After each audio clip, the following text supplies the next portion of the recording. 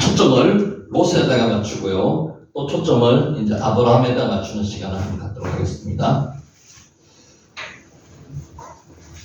하나님의 경고를 무시하고 계속 소돔에 거하다가 하나님의 심판으로 소돔성이 멸망당할 때 자신의 아내와 사위, 자신의 모든 재산을 잃어버렸습니다. 간신히 목숨만 구원받았지만 또 그 후로도 자기 딸로부터 아들을 얻어야 되는 그런 비참한 현실을 또 겪게 되는 겁니다. 이게 소돔의 역사입니다. 계속 안 좋은 일, 저주 서는 일이 계속 반복되는 거죠.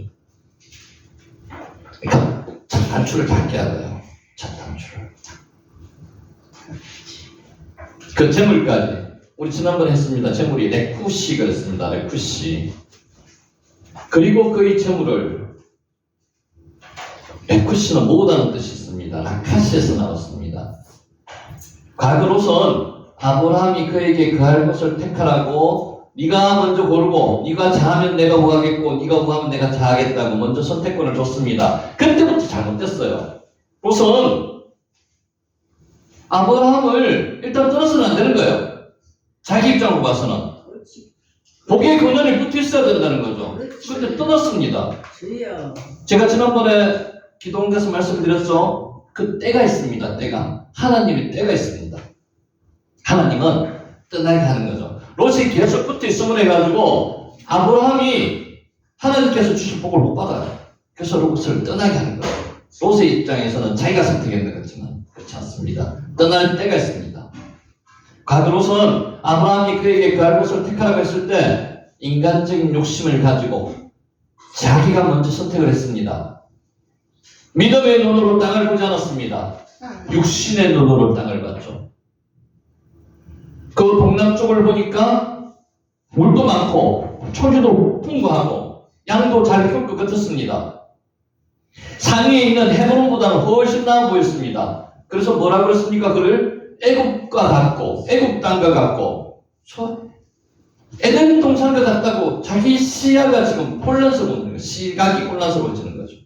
단지 자신이 가진 재물을 더 누릴 수 있는 곳을 택해가지고 자기는 그때 합당한 선택을 했다고 생각하지만 그게 패착이었습니다. 잘못됐다는 거죠. 아버지 주예요. 단추를 잘 끼워야 돼요. 기도해야 됩니다. 아브라함이 기근이 들었을 때 애굽으로 내려갈 때 기도하고 내려갔습니까? 안 했습니다. 혼자 판단으로. 제가 그러면서 뭐라고 그랬습니까? 두려움이 휩싸이면, 무서움에 휩싸이면, 걱정, 근심이 나를 에워싸면 하나님이 잠시 잊어버려져요. 하나님을 생각을 못합니다. 하늘을 쳐다보는 게 아니고 원죄를 쳐다본다 그랬죠. 그래서는 안 되는데, 근데 그것을 방비할 수 있는 방법이 뭐라고요? 기도를 하면은 빨리 하나님께로 돌아올 수 있습니다. 문제가 생겼을 때 잠시 문제를 바라보다가도 아이가 이러면 안 되지. 아차 하나님께로 돌아오는 거죠. 기도하는 사람은 그렇게 될 수 있습니다. 그 결과는 본문에 잘 나타나고 있는 것처럼 그토록 애착을 가졌던 재물도 다 잃어버렸습니다. 다 뺏겨버렸습니다. 자신은 포로가 됐습니다. 포로가 되는 사람이 옛날에 포로 됐을 때 그냥 끌려가는 게 아닙니다. 손에 손을 꽂고 심지어는 혀를 꺼가지고 포로로 잡혀가는 경우도 있습니다. 그만큼 잔인했습니다. 재물에 대한 지나친 미련을 가진 사람은 재물로 인해 화를 당하게 됩니다. 그러니까 돈을 좋아하는 사람은, 물질을 좋아하는 사람은 물질로 망할 수밖에 없습니다. 하나님을 보셔야 돼요. 하나님을 보시고 하나님을 따라가면 물건은 하나님께서 열어주십니다. 영권도 열어주시고 인권도 열어주십니다. 그러니까 하나님을 의지하지만이 우리의 삶은 문이 열리는데 지금 자기를 의지하는 거고요. 인간적인 생각을 가지고 가면은 절대로 그 문은 열리지 않습니다. 지금 당장 잘 되는 거죠? 안 됩니다. 잘 되는 게 아닙니다. 그게 자손들까지도 미칠 수가 있습니다. 어리석은 자여, 오늘 밤에 내 영혼을 도로 찾으리니 그러면 내 예비한 것이 이것이 되겠느냐. 우리 잘 알고 있는 구절입니다. 누가복음 12장 20절. 어리석은 부자한테 하는 겁니다. 그 부자는 어때요? 소출이 많아져가지고 지금부터 쌓아놓을 데가 없습니다. 그거 이웃과 나눠 먹어야죠. 베풀어야지. 이 부자는 있는 창고를 헐고요. 새 창고를 짓습니다. 그 창고에다가 다 갖다 집어넣습니다. 근데 오늘 밤에 내 영혼을 도로 찾으러 하나님께서 오시면은 그 재물이 누구게 되는 거예요? 자기가 아니에요. 인간이 그만큼 어리석다는 겁니다. 지금 당장 눈에 보이는 것처럼 막 끄르고만 하는데 오늘 당장 주님께서 불러가시면 그 누구 거예요? 자기 거 아니에요. 그러니까 우리는 오늘 하루 지금 당장 여기를 하나님의 뜻대로 열심히 사시면 앞난 열리는 거예요. 아멘. 아멘. 근데 내일을 생각하는 사람, 왜 이 사람들이 이렇게 끌어모으려고 그럴까요? 내일을 생각하고 모레가 올 거라고 생각하고 1년 후가 올 거라고 생각하는 사람들이 이렇게 합니다. 그래서는 안 된다는 거죠. 누구도 장담 못 합니다. 내일은 하나님께서 주시면은 감사로 은혜로 사는 거예요. 안 주시면은요, 하늘나라 가는 거죠. 오늘 열심히 살면 하늘나라 갈 때 겁나는 게 있습니까? 없습니다. 근데 오늘을 열심히 못 살고 내일을 준비하기 위해서 욕심을 부리는 사람들은 겁나요. 심판받는 게 겁난다니까요. 우리가 정말 하나님을 의지한다면 겁날 게 없습니다. 오늘 열심히 사시고 하나님이 말씀하신 대로 하시고 설령 내일이 없다 손 하더라도 상관없습니다. 내일이 없으면 천국 가는 거고 하나님이 부르시면 가는 거죠. 그러니까 두려움에 휩싸이면요 안 보여요. 아브라함이 기근에 휩싸였듯이 안 보여요. 롯은 지금 내일을 생각하는 거예요. 내일 양떼에 먹일 물, 양떼에 먹일 초지 이걸 생각하는 거예요. 그래서는 안 된다. 레쿠시 재산입니다. 재산, 재물. 우리 좋아하죠. 재산, 재물, 레쿠시. 이거 열심히 모았다가 아까처럼 오늘 저녁에 하나님께서 불러가시면 아무 의미가 없습니다. 13절 도망한 자가 와서 히브리 사람 아브람에게 알렸습니다. 그때 아브람이 아모리 족속 마므리의 상수리 숲을 근처에 거주하였더라. 마므레는 에스고르의 형제요 또 아델의 형제라. 이들은 아브람과 동맹한 사람들이었더라. 마므레가 무슨 뜻이라고 했습니까? 마므레가 강력하다. 헤브론이 무슨 뜻이었다고 해요? 교제의 자리. 아브람은 어디 있었다고요? 하나님과 강력하게 교제하는 자리에 있었다고요. 롯은 어디 있었다고요? 동성애가 창궐하는 소동성이 있었다가 재물도 다 뺏기고 침략을 당해가지고 모든 것을 다 잃은 상태. 그게 롯의 상태입니다. 이제 완전히 두 사람이 극명하게 대비되는 거죠. 하나님의 사람과 세상 사람들과 완벽하게 극명하게 지금 대비되는 겁니다. 계속 가면 갈수록 이런 식으로 차이가 더 벌어진다는 거죠. 여러분 어느 것을 선택하실 겁니까? 우리는 알기 때문에 지금 선택을 하셨어요. 선택을 하셨는데 이게 나만 그런 게 아니에요. 이것을 아니까 우리 자손들한테도 우리 후손들한테도 이렇게 만들어줘야 된다는. 그러기 위해서 뭘 해야 돼요? 하나님을 만나게 만들어줘야 돼요. 아무리 시스템이 좋아도 교회 애들이 안 나옵니다. 이제 하나님을 만나게 하면요 애들이 교회를 버리는 게 아니라 하나님을 안 버립니다. 하나님과 동행합니다. 그러니까 제일 중요한 거 롯은 하나님을 가짜 만났습니다. 아브라함은 하나님을 애굽에서 살아계신 하나님을 진짜 만났어요. 하나님을 만나면은 하나님으로부터 약간의 거리가 나더라도 어디에 바로 슈고 돌아오는 거죠. 롯은 지금 돌아오지 않습니다. 못 돌아옵니다. 그래서 아까처럼 소돔성이 멸망해가 잡혀갔다가 다시 돌아오서도 어디 들어간다고요? 소돔성이 또 들어간다고요. 그게 롯의 인생입니다. 세상 사람들이 그렇다는 거죠. 히브리 사람 아브라함에게 여기서 히브리 사람 아브라함에게 나온 건 누구 입장에서 지금 이야기하는 거냐면은 도망한 자의 입장에서 지금 이야기하는 겁니다. 히브리 사람, 히브리는 건너다, 강을 건넌 사람이라는 뜻이거든요. 유프라테스 강을 건넌 사람, 이 도망한 사람이 히브리 사람 아브라함에게 이런 뜻입니다. 와서 알렸습니다. 본장 이전까지 아브라함 중심으로 이야기가 전개되어 왔기 때문에 아브라함이 이외의 사람들이 소개될 때만 종족의 이름이 언급 나왔습니다. 이제는 아브라함과 다른 사람을 지금 비교하는 입장에서 히브리 사람이라고 이야기 듣는 거죠. 지금 주 이야기하는 주제가 주 화자가 누군가 하면은 동안한 자, 이 사람 입장에서 이야기하기 때문에 그렇습니다.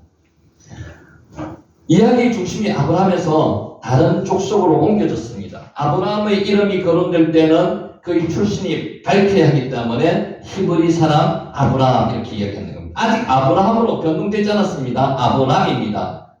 더욱 이 본장은 여러 족속이 관련되어 있는 전쟁을 다루고 있기 때문에 더욱더 그 출신을 밝혀야 합니다. 아브라함으로 아직 변동되지 않았습니다. 여러분이. 도망한 자가 포로로 잡혀가다가 도망한 자가 이 뜻입니다. 아브라함에게 찾아올 때까지도 이야기의 중심은 여전히 전쟁에 참가한 여러 족속들이 중심을 받았습니다. 아브라함은 제3자였습니다. 이제 도망한 자가 와서부터 이야기의 중심 주제가 주 화자가 누가 되는가 하면 아브라함이 되는 겁니다. 아브라함은 그때까지 어디 있었다고요?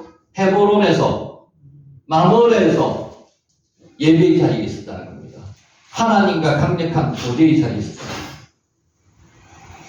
도망자가 아브라함에게 다가올 때 모세는 도망자의 관점에서 아브라함을 소개하고 있습니다. 지금 이 창세기를 저자는 누굽니까? 모세입니다. 모세. 도망자는 다른 출신의 아브라함이 아니라 누구라고요? 히브리 사람 아브라함을 찾아야 했기에 아브라함의 출신을 히브리인 아브라함이라고 명백히 밝힌 겁니다. 아브라함을 다시 무대 정면으로 세우기 위한 준비 작업입니다. 이제 전쟁의 포커스가 전쟁의 양 국가에 대해서 이야기를 하다가 롯으로 갔다가 이제 다시 아브라함에게 돌아옵니다.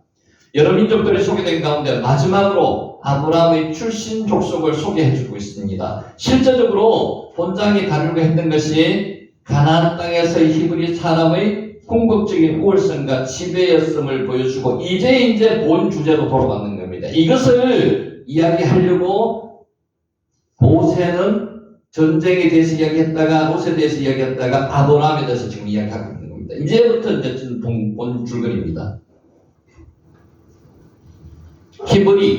이브리, 아브라함의 직계조상 에벨에게서 유래하는 겁니다. 에벨이 강을 건너왔습니다. 유프라데스 강을 건너왔습니다. 그래서 강을 건너온 자, 이브리,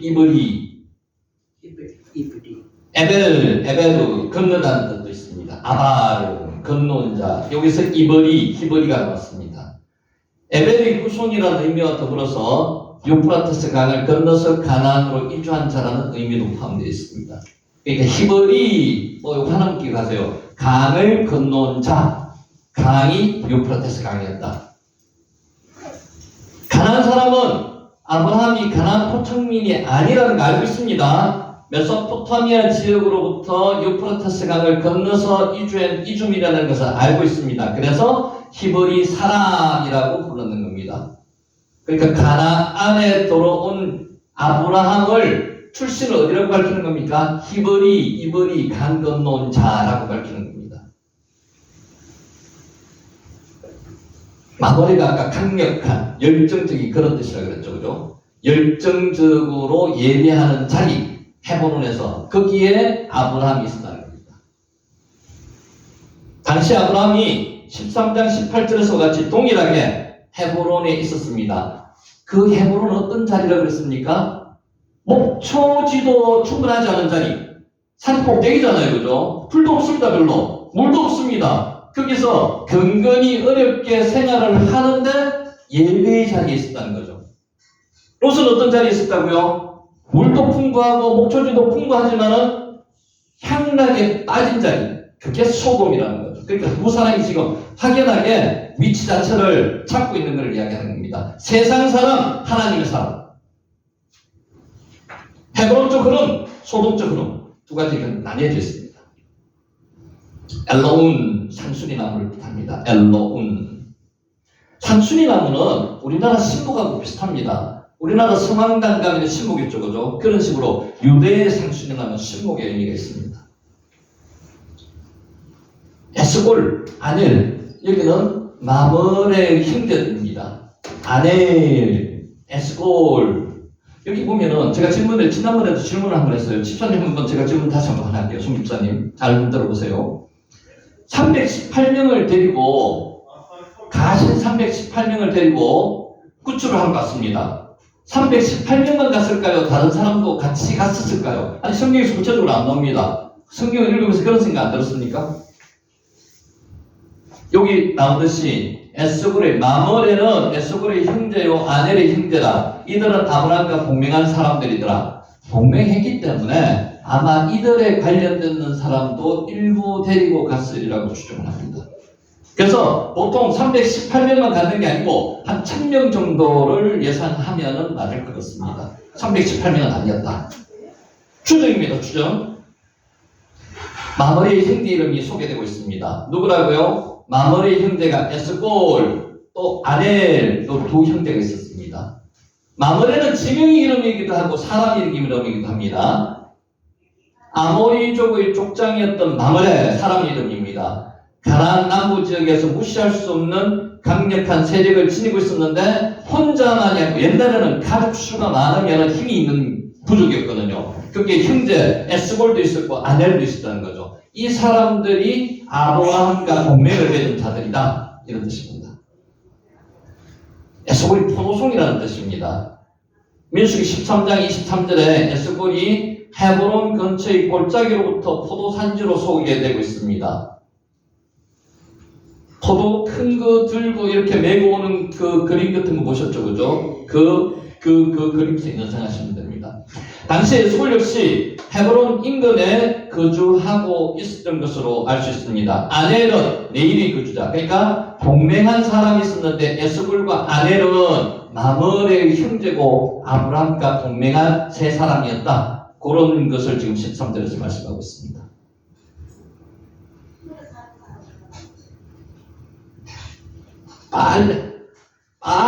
이게 주인이라는 뜻이거든요. 주인이라는 뜻입니다. 바알신, 주인이라는 뜻입니다. 소유자, 이런 뜻입니다. 베리트는 약속이고요. 우리 잘 알고 있습니다. 그래서 언약의 주인들로 번역할 수 있습니다.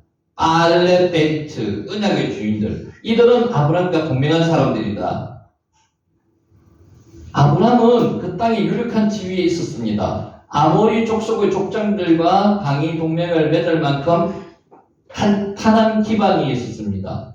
이방인들이 원주민과 동맹을 잘 맺기가 힘듭니다. 근데 아브라함은 예배의 자리에 있었지만은 주위에 있는 사람들과의 관계도 우호적이었고 좋았습니다. 하나님의 은혜로 그렇게 되는 거죠. 잘 받아들이지 않는데 지금 그런 위치를 잡아놨다는 겁니다.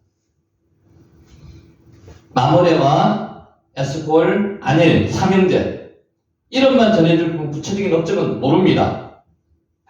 믿음의 사람 아브라함과 친밀한 관계에 있었던 이들이 살레만 멜기세덱과 같이 이방인이었음에도 불구하고 여호와에 대한 신앙을 소유하고 있었던 사람으로 그냥 추정합니다. 멜기세덱과 같이. 그렇기 때문에 동맹을 같이 할 수 있었다. 아까 바알이 뭐라고 했죠? 바알, 주인이라는 뜻입니다. 바알신, 주인이라는 뜻입니다. 14절, 아브라함이 그 조카가 사로잡혔음을 듣고 집에서 길리고 훈련된 자 318명을 거느리고 단까지 쫓아가서, 이제 기적입니다. 이건 기적입니다. 기적. 이 전쟁은 다윗과 골리앗의 싸움보다 더 큰 기적이라고 보시면 됩니다. 318명으로 수십만 정도 되는 그 상대편이 빼앗아간 사람들과 재물을 다 회복시켜 오는 겁니다. 뭘 생각하실 수 있습니까, 여러분? 하나님이 역사하셨기 때문에 이럴 수 있다는 겁니다. 사람은 이렇게 안 돼요. 318명으로 이렇게 가서 회복시켜 올 수 있습니까? 없습니다. 그러니까 골리앗과 다윗의 싸움보다 더 큰 기적이 지금 여기서 일어나는 겁니다. 우리는 그냥 성경상에 나와 있으니까 그럴 것이라고 생각하지만 그렇지 않습니다. 물론 아까 제가 말씀하셨듯이 마므레 삼형제가 같이 동맹을 하는 사람이 몇 명 군사를 합치더라도 한 1000명 정도 됐으리라고 생각을 합니다만, 그 사람들이 아무리 1000명을 가고 수십 명의 사람을 이길 수 있겠습니까? 없습니다. 여기서 주안점이 뭡니까? 하나님이 하셨다. 하나님이 역사하셨기 때문에 이길 수가 있었다. 이것을 지금 말하는 겁니다. 사로잡혔다가 샤바에서 나왔습니다. 샤바, 사로잡혔다. 롯이 지금 어떻게 됐다고요? 포로로 사로잡혔습니다. 손을 묶기가 끌려갔던 아니면 혀가 꼬여서 끌려갔던 지금 끌려갔습니다. 대물처럼 물건입니다. 물건 취급을 받고 끌려가는 겁니다. 이 용어가 더 나아가서는 영적 전쟁에서의 승리 시 대적을 사로잡는다는 의미로 쓰이기도 합니다. 샤바가 사람의 영혼이 사단의 세력에 붙들리는 상태를 묘사할 때도 샤바를 씁니다. 그래서 이사야 61장 1절 메시아가 포로된 자에게 자유를 전파하기 위해서 오실 것이라고 예언되어 있는데 이 포로된 자에게 자유를 주는 포로가 이 샤바입니다. 샤바. 잡혀있다는 겁니다. 육적으로도 잡혀있고 지금 롯은요 영육간에 다 지금 잡혀있는 겁니다. 육적으로만 잡혀있는 게 아니에요. 영적으로 먼저 잡혀있었습니다. 그리고 나서 육적으로 지금 잡혀가지고 끌려가는 겁니다. 우리도 마찬가지입니다. 육적으로 먼저가 안 됩니다. 영적으로 먼저 사탄에게 잡힙니다. 그리고 나서 육적으로 잡히는 거죠. 당시 롯은 저쪽에 메소포타미아 동맹의 대장이 누구라 그랬습니까? 그돌라오멜이 동맹군에게 육체적으로 포로가 되기 전에 소돔과 고모라의 제약된 문화, 동성애 문화, 이 문화에 영적으로 먼저 포로가 돼 있었습니다. 롯이 육체적으로 사로잡혀간 것은 영적인 포로 상태가 가져온 현실적인 결과라고 보시면 됩니다. 현대 우리가 죄악 속에 빠져 있는 이 세상 사람들도 마찬가지입니다. 먼저 영적인 포로가 먼저 됩니다. 그리고 나서 육적인 포로가 되는 거죠. 요새 영적인 포로가 되는 게 엄청 많습니다. 인터넷도, 마약도, 술도, 담배도 영적인 포로로 잡아온 사람들을 육적으로 잡아 끌고 가는 겁니다. 방금 말했듯이 샤바가 사로잡히다는 뜻입니다. 사로잡히다. 아브라함이 그의 조카가 사로잡혔음을 듣고 집에서 길리고 훈련된 자 318명을 거느리고 단까지 쫓아가서 여기서 중요한 겁니다. 집에서 길렀답니다. 318명을. 그냥 돈 주고 사왔는 게 아니에요. 교육도 집에서 시키고 신앙적인 교육도 훈련시켰을 겁니다. 무예도 시켰을 거고요. 집에서 길렀답니다. 우리가 교회에서 해야 될 길은 겁니다. 우리 가정에서 해야 될 길은 겁니다. 양육하지 않으면요 하나님을 몰라가는 세대입니다. 양육해야 됩니다. 그래야지만 이들이 하나님의 자녀가 되는 거예요. 우리 집에서도 우리 부모가 정말 할아버지 할머니들이 해야 될 역할, 이 역할입니다. 길러야 됩니다. 교회가 길러야 됩니다. 아브라함은 집에서 직접 길렀습니다. 태어나서 생긴 자들을 길렀습니다. 그러니까 종들이 들어오면 그 종들이 애들을 낳을 거 아니에요. 자녀들을. 그들을 어려서부터 길렀다는 거죠. 이렇게 하지 않으면 교회에 애들이 없습니다. 요새 연연주의학교 없는 교회가 태반입니다. 중고등부 없습니다. 애들이 없습니다. 물론 애들을 적게 낳기 때문에 그런 경우도 있겠지만은 떠납니다. 교회를. 어떤 경우에는 어릴 때는 엄마 말 아빠 말 들어주고 교회를 나와요. 교회를 다녀줍니다. 근데 시간이 지나면요 이제는 더 이상 말을 안 듣습니다. 떠납니다. 중고등부까지는 나오는데 대학은 안 나와요. 청년들이 없습니다. 아브라함은 어릴 때부터 태어난 그 자녀들을 길렀습니다. 그 길른 자녀가 318명이라는 거죠. 전쟁에서 포로를 잡은 노예가 아닙니다. 아브라함 집에서 직접 태어난 자들을 교육시키고 길르는 자들입니다. 이들이. 태어나면서부터 아브라함의 집에 거주하면서 아브라함의 성숙한 신앙 인격의 강화를 받았을 것입니다. 제일 먼저 자녀들은 누구를 봐요? 엄마 아버지 봅니다. 집에서는 엄마 아버지가 있는 대로 자기 본성대로 생활을 합니다. 근데 교회 오면은 장로님이 될 수도 있고 권사님이 될 수도 있고 집사님입니다. 천사입니다. 목사님도 마찬가지예요. 강단에 서면은 천사입니다. 내려가면은 악마라고 하긴 그렇고 안천사입니다. 그럼 애들이 뭘 보겠습니까? 제발 아빠는 강단에서 내려오지 마세요라고 그렇게 부탁을 한답니다. 마찬가지입니다. 교회에서 생활하는 거랑 집에서 생활하는 게 엄청 차이가 나는 부모들이 많습니다. 애들이 뭘 보겠습니까? 그럼 애들이 교회를 안 다니는 거죠. 근데 아브라함은 실제 생활 자체가 헤브론 연합의 자리, 교제의 자리, 예배의 자리에서 열정적으로 예배드리는 그 모습을 보여주는 거죠. 보여주는 겁니까? 실제로 이들도 그렇게 하게 만들어주는 거죠. 이 318년은 어떤 사람들? 하나님의 용사들입니다. 용사들. 자기가 사사로이 움직이는 그런 사람들이 아니라는 거죠. 감화를 받아야 됩니다. 감화 중에서 제일 큰 감화가 뭡니까? 하나님을 만나게 해야 된다는 거죠. 교회에서 아무리 좋은 프로그램이 있더라도 필요 없습니다. 하나님을 만나게 하면요, 교회를 절대로 떠나지 않습니다. 마찬가지입니다. 우리 자녀들, 물론 성경도 읽히면서 여러 가지 방법을 쓰지만은 기도의 제목이 하나님을 만나게 해주세요. 하나님을 만나게 해주세요. 그게 기도 제목이 돼야 됩니다. 내가 먼저 만나야죠, 그죠? 내가 만난 만남을 하나님을 우리 자녀들도 만나게 해주세요. 그게 기도 제목이 돼야 됩니다. 그래서 이 사람들은 318명은 그렇게 교육시키고 훈련시켰던 사람이라는 거죠. 우리는 그들이 여호와신앙을 가졌다고 추측할 수 있습니다. 아브라함과 더불어 생사고락을 같이 할 수 있게, 아까 막달라 마리아 나왔죠, 그죠? 막달라 마리아가 생사고락을 예수님과 같이 했는데 목숨 걸었는 사람이라는 거죠. 목숨 걸었는 사람.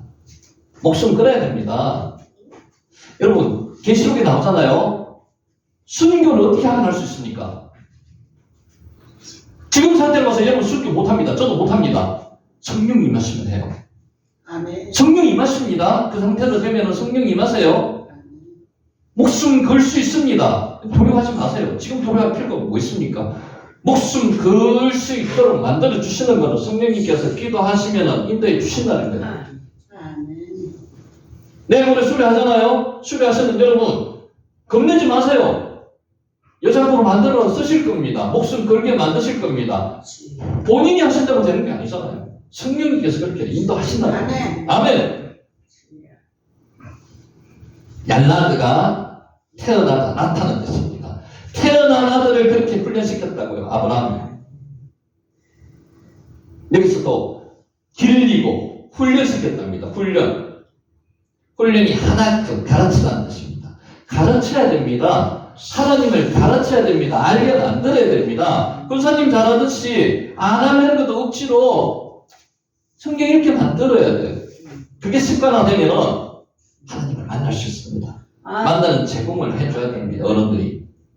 절대 확실하고 믿을 만한 사람들임을 나타내는 거예요. 이렇게 길러지고 훈련된 사람들은 하나님을 떠나지 않습니다. 이 아브라함이 잘하는 게 교육을 잘 시키는 사람이에요. 훈련을 잘 시키는 사람이에요. 성경에도 그렇게 나옵니다. 아브라함처럼 훈련시키는 사람으로 만들기 위해서, 훈련된 사람을 만들기 위해서.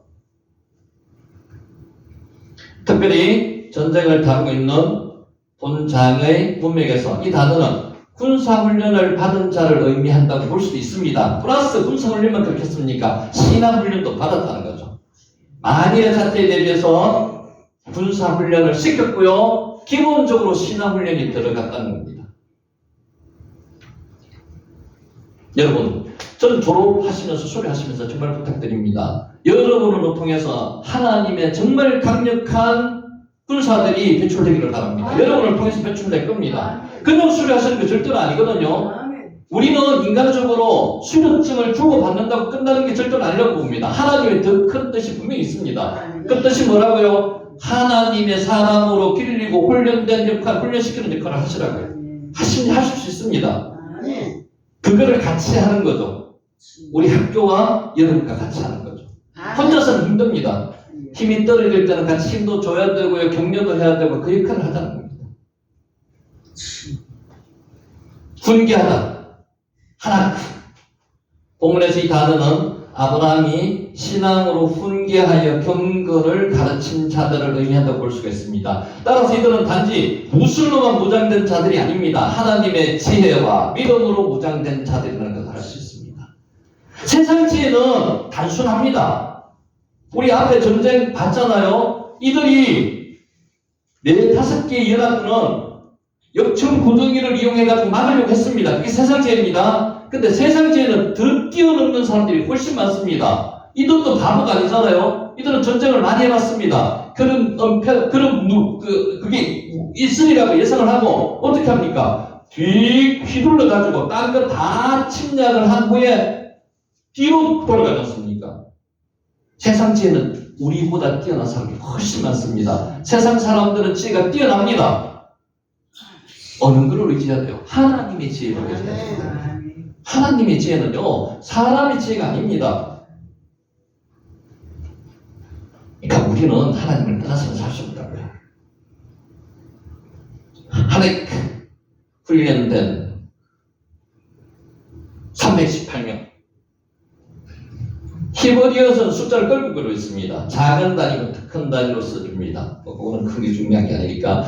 아브라함이 단시일 내에 거대한 식소를 거느리는 대족장이 되었습니다. 오직 하나님의 명령에 순종하였습니다. 본토 친척 아비 집을 떠난 아브라함에게 놀라운 축복과 은혜를 베풀어 주셨기 때문에 가능한 일입니다. 인간적으로 불가능해요. 지금 어디 있었다고요? 롯은 물도 많고 초지도 많은 소돔성에 들어가가지고 문화도 발달한 소돔성에 들어가 생활하니까 인간적으로 그쪽이 훨씬 발전할 수 있죠. 아브라함은 어디 있었습니까? 헤브론에 있습니다. 베델과 아이 사이에 있어가지고 지금 거기서 뭐 하고 있다고요? 하나님을 예배하는, 열정적으로 예배하는 자리에 있습니다. 그런데 그것은 뭐 했습니까? 318명 사람들도 키워냈고요. 연맹도 했고요. 동맹도 했고요. 하나님의 은혜와 축복을 입는 자리였습니다. 여러분 어느 자리를 선택하시겠습니까? 헤브론의 자리를 선택하시겠습니까? 아니면 소돔의 자리를 선택하시겠습니까? 여러분은 지금 헤브론의 자리를 선택하기 위해서 노력하고 계신 거예요. 더 노력하셔야 된다는 거죠. 혹시라도 소돔의 자리가 좋아 보이더라도 그쪽으로 가시지 말아야 돼요. 가시면 어떻게 돼요? 소돔의 자리는 롯처럼 되는 거예요. 잡혀가기도 하고요. 재물도 뺏기기도 하고요. 잡혀갔다가 혹시라도 하나님의 은혜로 다시 회복되더라도 어디로 들어간다고요? 또 소돔으로 들어가요.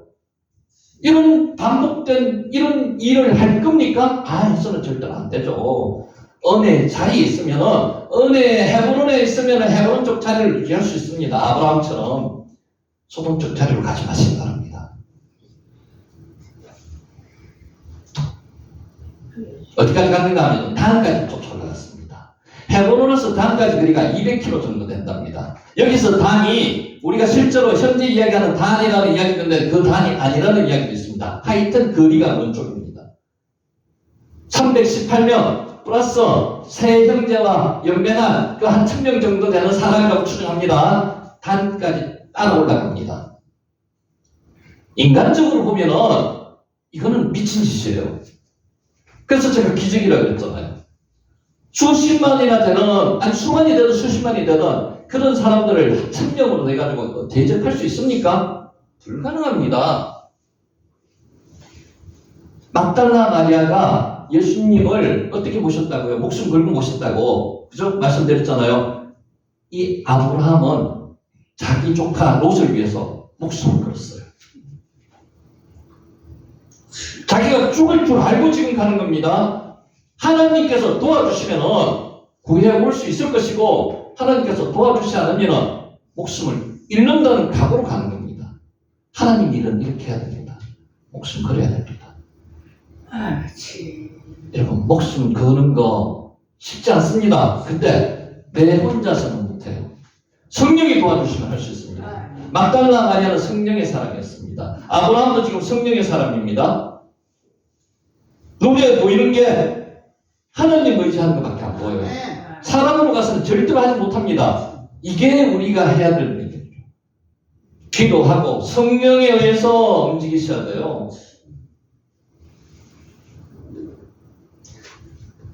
몇 주 동안, 한 2주 동안 제가 느꼈습니다. 저를 통해서도 마찬가지고, 물론 여러분도 통해서 마찬가지겠지만, 우리 수료식 하는데, 이게 쉬운 거 절대로 아닙니다. 사탄과 마귀의 역사가 정말 심했습니다. 여러분도 느끼시죠? 저만 느끼는 게 아니잖아요. 지금도 그럽니다. 우리가 만약에 그 아침마다 기도 안 했으면, 오늘 이 자리도 없을 수도 있습니다. 기도 더 하셔야 됩니다. 이제 내일 모레잖아요. 내일 모레. 우리 수료식 합니다. 수료식 하고 나면은, 정말 옷을 바꿔 입으면 새 사람이 되는 겁니다. 아멘. 강력한 하나님의 용서가 되는 거예요. 여자부가 되는 거예요. 그러면은 목숨 걸 수 있습니다. 하나님의 귀한 자녀가 될 수 있다는 거죠. 그러기 위해서는 더 하나님께 정말 간절하게, 열렬하게, 해보론적 하나님의 만나의 자리에서 열정적으로 기도하셔야 된다. 아멘. 부탁을 드립니다. 정말로 우리 며칠 남지 않았는데 기도만이 답입니다. 우리 원장 목사님 위해서 기도해 주시고요. 우리 본인 스스로를 위해서 기도해 주시고 그 행사를 위해서 기도해 주시고 우리 송대천 집사님 몸도 안 좋으신데 또 도와주시려고도 하고 여러 가지 많은 도움이 필요합니다. 동행자도 시간을 내가 도와줘야 되는 약속 정확하게 지키고 그러니까 그걸 해야 돼. 혼자 하는 게 절대는 아니라고 이게 행사는 혼자 하는 게 절대는 아닙니다. 하나님께서 도와주셔야 됩니다. 같이 마음을 합쳐야 돼요. 애하주 하나 돼야 됩니다. 황 집사님도 도와주실 수 있으면 도와주시면 감사하겠습니다. 자, 이제 말씀 마무리 맺도록 하겠습니다.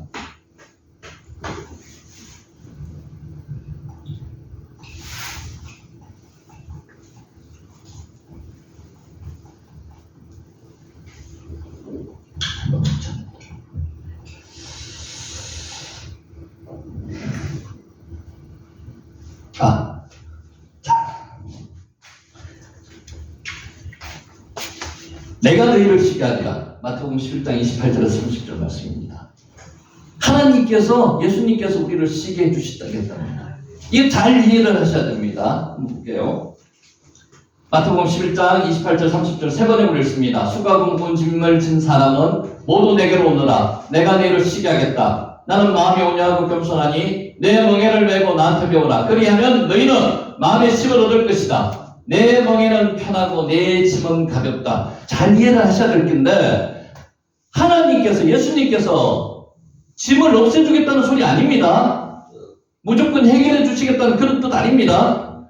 수고하고 무거운 짐을 진 사람들은 모두 내게로 오라. 내가 너희를 쉬게 하겠다. 예수님을 믿기만 하면 힘들고 어려운 문제들이 모두 다 해결된다는 그런 뜻 아닙니다. 나는 마음이 온유하고 겸손하니 내 멍에를 메고 나한테 배우라. 그리하면 너희는 마음의 힘을 얻을 것이다. 내 멍에는 편하고 내 짐은 가볍다. 예수님은 자신을 마음이 온유하고 겸손한 사람으로 소개하십니다. 아나버 배웠죠. 아나버. 내 속에 있는 거 다 비운 상태. 예수님으로만 가득 찬 상태. 아나버 상태. 온유와 겸손. 하나님에 대해서 온유하고 사람에 대해서 겸손한 같은 말입니다. 마음이 가난한 사람. 마음이 욕심이 없는 사람. 그게 아나버. 온유한 사람입니다. 내 멍에를 메고 나한테 배우라는 말씀은 예수님과 함께하며 예수님에게 배우라는 말씀입니다. 그러면 마음의 힘을 얻을 것이라고 약속합니다. 예수님에게 배우라는 겁니다. 예수님은 수고하고 무거운 짐을 해결해 주겠다고 약속하지 않으셨습니다. 어떻게? 수고하고 무거운 짐을 지고 있음에도 불구하고 마음이 편해질 것이라는 겁니다. 그 짐 자체를 당장 없애지는 못해요. 마음. 예수님은 말씀하십니다. 나의 멍에는 편하고 내 짐은 가볍다고 말씀하십니다. 수고하고 무거운 짐이 편하고 가볍게 느껴질 것이라는 말씀입니다. 여러분 지금 수고하고 무거운 짐이 있습니다. 그죠? 그 짐 내려놓아야 됩니다. 어떻게? 예수님께 내려놓아야 됩니다. 예수님의 성품을 가지고 받아들이면 쉽게 내려놓을 수 있습니다. 마태복음 10장 28절 30절 메시지 성경을 읽어볼게요. 너희는 피곤하고 지쳤느냐? 종교생활을 탈진했느냐? 나에게 오너라. 나와 함께 길을 나서면 너희 삶은 회복될 것이다. 내가 너에게 제대로 쉬는 법을 가르쳐주겠다. 나와 함께 걷고 나와 함께 이해하리라. 내가 어떻게 하는지 잘 보아라. 자연스러운 은혜의 믿음을 배우라. 나는 너에게 무겁거나 낫지 않는 짐을 지우지 않는다. 나와 함께 있으면 자유롭고 가볍게 사는 법을 배울 것이다. 예수님께서 그 법을 가르쳐 주신다. 신앙생활은 수고하고 무거운 짐을 없애기 위한 종교적 열심이 아닙니다. 없애려고 해도 없어지지 않아요. 권사님 요번에 말씀 계속 하시고 계신 게 마음입니다. 신앙생활은 수고하고 무거운 짐을 지고 있음에도 불구하고 마음의 힘을 얻는 자연스러운 은혜의 믿음을 배우는 겁니다. 신앙생활은 누구하고 무거운 짐을 지고 있음에도 불구하고 자유롭고 가볍게 사는 법을 배우는 것입니다. 예수님을 배우는 것입니다. 예수님의 성품을 갖는 겁니다. 왜 예수님은 수고하고 무거운 짐을 해결해 준다고 말씀하지 않으시고 마음의 힘을 얻게 해줄 것이라고 말씀하셨을까요? 우리는 수고하고 무거운 짐이 해결되어야 마음이 심을 얻는 것으로 근심 걱정이 없어지는 것으로 생각합니다. 아닙니다. 문제는 마음입니다. 잘 보세요. 수고하고 무거운 짐이 해결되어야지 마음이 안정되는 게 아니고요. 마음이 문제라는 거죠. 마음이. 그러면 수고하고 무거운 짐이 짐처럼 안 느껴진다는 겁니다. 마음이 평안해야지만이 걱정과 근심이 없어야 수고하고 무거운 짐도 해결되어집니다. 마음입니다. 마음. 예수님은 마음을 가지시라는 말씀이십니다. 안하고 온유하고 겸손한 마음. 신앙생활을 열심히 하고 있는 여러분, 마음이 평안하십니까? 마음에 힘이 있으십니까? 마음입니다. 마음. 왜 우리 마음에는 힘이 없을까요? 왜 근심 걱정이 많을까요? 첫째로 제대로 기도하지 않아서 그렇습니다. 기도 응답은요, 기도하면 마음이 편안해집니다. 문제는 그대로 있지만 마음이 평안해져요. 하나님께서 접수하셨다는 뜻이거든요. 마음이 평안해집니다. 기도 열심히 부족하다는 뜻이 아닙니다. 기도를 안 한다는 것도 아닙니다. 기도가 무엇입니까? 기도는 수고하고 무거운 짐을 하나님께 맡겨드리는 겁니다. 내가 가지고 있지 말고 하나님께 맡겨드리는 겁니다. 그 문제 그대로 하나님께 맡겨드리라는 거죠. 안 믿는 사람들도 그거 압니다. 모든 우리가 걱정하는 7, 80%의 걱정은요, 일어나지도 않을 걱정을 우리가 하고 있다고 이야기를 해요. 믿으시면서 그렇게 이야기합니다. 만약에 그런 문제 같으면 내가 걱정한다고 될 일이 하나도 없습니다. 하나님께 맡겨드리면 됩니다. 안 믿는 사람들도 그걸 합니다. 우리는 하나님이 계시단 말이에요. 하나님께 맡겨드리는 거죠. 우리의 문제는 기도는 열심히 하는데 정작 수고하고 무거운 짐을 맡겨드리지 못해서 맡겨드려야 됩니다. 여전히 문제를 내가 붙들고 해결합니다. 여러분, 문제를 보기 때문에 그래요. 아브라함이 가난이 왔을 때, 기근이 왔을 때 그 기근을 바라보다 보니까 애굽으로 내려가는 거예요. 문제를 바라보면 그래 됩니다. 문제를 바라보지 말고 하나님을 바라보셔야 돼요. 그러면 하나님께 그 문제를 맡길 수 있습니다. 기도하면서 하나님께 맡길 수 있습니다. 기도를 통해서 하나님께 맡겨드렸으면 하나님이 알아서 책임지신다는 믿음이 있어야 됩니다. 우리 기도원 가서 계속 이야기하는 그게 아니에요. 믿음. 하나님을 믿는 믿음만 있다면 그 믿음으로 인해서 우리의 마음의 힘을 얻을 수 있습니다. 그 믿음이 없으니 간섭하고 참견하고 잔소리하고 뭘 보는 거예요? 문제를 보는 거예요. 문제를 보면 문제가 커 보입니다. 문제가 두렵게 만듭니다. 문제를 걱정하게 되는 거예요. 문제를 보시면 안 돼요. 죽기 되든 밤이 되든 하나님이 하시도록 힘을 맡게 합니다. 하나님이 죽이 되게 밤이 되게 하시겠습니까? 아닙니다. 가장 적절한 때에 가장 확실하게 반드시 하나님께서 해결해 주신다는 거죠. 하나님이 하신다는 믿음이 생기면 자식 염려, 돈 걱정, 우리 몸에 있는 모든 걱정, 병 걱정 하지 않아도 된다는 말입니다. 염려 걱정은 내가 할 일이 아닙니다. 내가 하는 일을 할 수 없잖아요. 그거를 하나님께 맡겨드리면 하나님께서 해결해 주신다. 자식 때문에 힘들어지면 이렇게 한번 해보세요. 저 이거 정답이라서요. 내 자식입니까? 하나님 자식이죠. 맞습니까? 주찬이가 권사님 손자도 되지만 하나님 자식입니다. 하나님께 맡겨야죠. 하나님께 맡기세요. 하나님께 맡기세요. 그러면은 하나님이 알아서 해주십니다. 하나님이 알아서 하십시오. 기도하면 됩니다. 기도할 때 하나님이 알아서 해결하신다는 믿음을 가지셔야 돼요. 기도하고 구한 것은 반드시 될 줄로 믿어라. 그리하면 너희 마음에 그대로 되리라. 말씀하셨는데 왜 못 믿는 거예요? 두 번째, 우리 마음에 힘이 왜 없을까요? 왜 걱정과 힘이 많을까요? 수고하고 무거운 짐을 다른 짐으로 바꾸려고 하기 때문에 그렇습니다. 우리는 바꾸지 못합니다. 어떤 사람이든지 그 사람은 내 짐으로 여기는 순간에 그 사람은 불행해집니다. 짐이라고 느끼는 순간에 불행이 되는 거예요. 짐을 내려놓으면 어떤 사람도 내 인생에 불행이 되지 않습니다. 내려놓아야 됩니다. 하나님께 내려놓아야 됩니다. 마음이 가난하신, 마음에 욕심이 없으신 예수님의 마음이 내 마음이 되면, 예수님과 내가 하나가 되면, 예수님이 내 마음속에 들어가 계시면, 내가 예수님 안에 들어가 계시면, 들어있으면 마음이 편안해집니다. 단속도 참견도 잔소리도 할 필요가 없습니다. 내 마음이 편안해지면 주변 사람의 마음도 편안해집니다. 지금 계속 이야기하는 게 뭐죠? 마음. 왜 우리 마음에는 힘이 없을까요? 왜 걱정과 힘이 많을까요? 세 번째, 하나님의 힘과 내가 이해하는 힘이 다르기 때문에 그렇습니다. 하나님이 말씀하시는 힘과 우리가 생각하는 힘, 그냥 이렇게 손 놓고 가만히 있는 게 이게 힘이라고 생각하는 게 우리 힘이라면 그건 잘못됐다는 거죠. 우리가 생각하는 마음의 쉼, 마음의 평안은 돈 때문에 걱정하지 않는 것, 자식 때문에 걱정하지 않는 것, 배우자 때문에 걱정하지 않는 것, 힘들고 어려운 일이 생기지 않는 것을 평안이라고 생각합니다. 아닙니다. 그건 평안 아닙니다. 사람은 힘들고 어려운 일이 생기지 않도록 하기 위해서 종교 생활을 한다. 이게 아닙니다. 신앙이라도 없어도 뭐만 있으면 되는 거예요? 하나님만 같이 있으면 됩니다. 하나님만 내 안으로 같이 있으면 되는 거예요. 내가 하나님 안에 있으면 되는 거예요. 임마누엘 하나님이 내 안에 있으면 되는 거예요. 이것이 쉼입니다. 이것이 쉼입니다. 이것이 평안입니다. 샬롬은요, 글자적인 샬롬이 뭐라고요? 신전에서 빌린 돈을 다 갚았을 때 샬롬.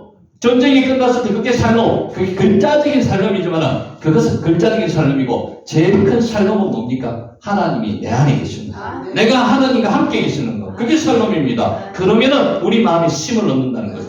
여러분 하나님 만나셨잖아요. 하나님 만나셨으면은 그 하나님과 이제 같이 할라크 동행해야 합니다. 같이 가셔야 돼요. 그게 쉼입니다.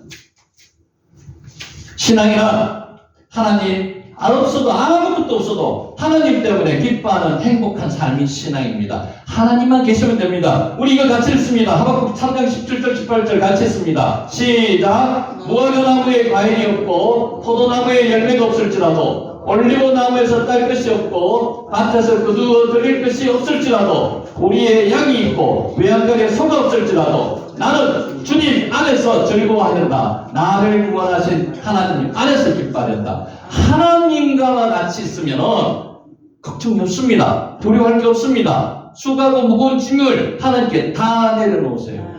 내가 걱정한다고 해결될 게 하나도 없습니다. 기도를 하고 하나님 앞에 내려놓으세요. 그러면 하나님께서 나와 함께 하시는 거죠. 말은 쉽습니다만 쉽게 안 되죠. 그죠? 그럴 때는 기도하셔야 됩니다. 문제를 바라보지 마시고 하나님을 바라보고 기도하셔야 됩니다. 나의 영혼아 잠잠히 하나님만 바라라. 물론 나의 소망이 누구로부터 나온다고요? 하나님으로부터 나옵니다. 여러분 믿으셔야 됩니다. 마음속에 여러분 마음의 문제입니다. 여러분 누구의 마음을 가지라고요? 하나님의 마음을 가지라고요. 모든 것을 다 잃어도 어떤 것이 없어도 난 하나님만 있으면 됩니다. 이런 고백이 있어야 됩니다. 여러분 그렇습니까? 하나님만 계시면 됩니까? 아멘 하십니까? 아멘. 이것이 믿음이고 이런 믿음이 있을 때 마음은 평안한 심의 상태가 되는 것입니다. 내 마음, 내 영혼이 평안한 어떤 상황에서도 하나님만 바라보는 마음의 상태입니다. 하나님만 함께 계시면 됩니다. 태풍의 눈과 같은 마음입니다. 태풍의 눈 속에 눈은 평안하지 않습니까? 고요합니다. 아무 요동함이 없습니다. 그게 하나님의 마음입니다. 하나님이 권사님과 집사님과 동안 형제와 함께 있으면 평안을 얻습니다. 아멘.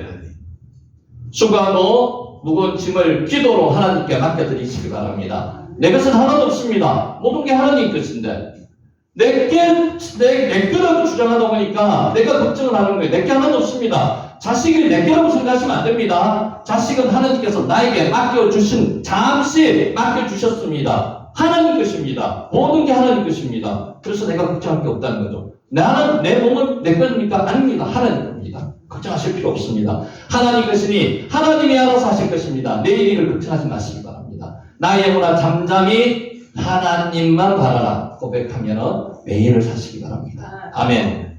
왜 우리 마음에는 쉼이 없을까요? 정리합니다. 첫 번째 기도하지 않기 때문에 쉼이 없습니다. 두 번째 수고하고 무거운 짐을 다른 짐으로 바꾸기를 하기 때문에 쉼이 없습니다. 세 번째 하나님의 쉼과 내가 생각하는 쉼이 다르기 때문입니다. 하나님은 쉼을 하나님 안에서의 쉼을 이야기하시는 겁니다. 하나님은 있으면 된다고 말씀하시는 겁니다.